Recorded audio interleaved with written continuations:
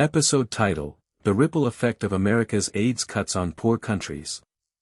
Intro music, midnight to 0:30. Host, welcome to Global Health Matters, a podcast exploring the complexities of healthcare around the world. I'm your host, Naim. Today, we're discussing the impact of America's AIDS funding cuts on poor countries. Joining me is Dr. Guest's name, an expert in global health and AIDS research. Welcome, Dr. Guest's name.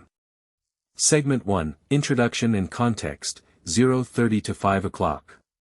Host, the United States has been a major contributor to the global fight against AIDS, providing billions of dollars in funding to poor countries through programs like PEPFAR. However, recent cuts to AIDS funding have left many of these countries scrambling to fill the gap. Can you explain the situation, Dr. Guest's name?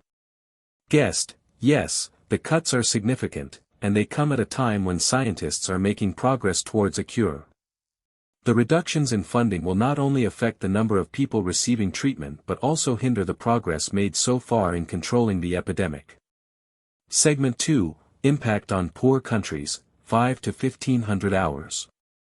Host, how will these cuts affect poor countries, which often rely heavily on external funding to support their AIDS programs? Guest, these countries will have to take on more responsibilities with less money. They'll have to prioritize their spending, which might mean reducing the number of people on treatment or cutting back on essential services like HIV testing and counseling.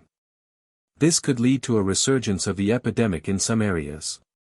Segment 3, Chasing a Cure, 1500 hours, 25:00. Host, despite the funding cuts, scientists continue to make progress towards a cure. How do you think this will impact the global response to AIDS? Guest, while a cure would be a game changer, it's still in the early stages of development. In the meantime, we need to ensure that people living with HIV have access to effective treatment and care. The funding cuts make this more challenging, but it's essential that we find ways to sustain and expand our efforts to control the epidemic.